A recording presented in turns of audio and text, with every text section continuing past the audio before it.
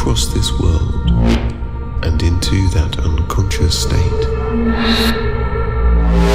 you will vividly be present in everything you see. Closer and closer you go.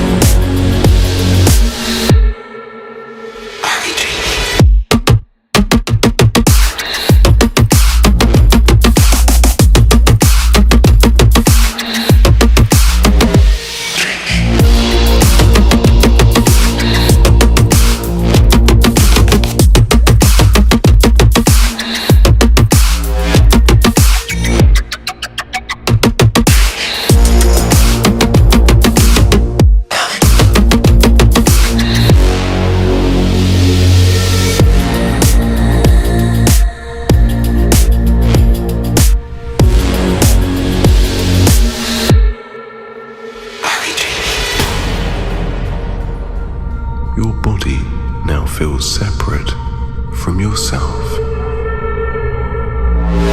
You are now your own energy, the life force behind that body.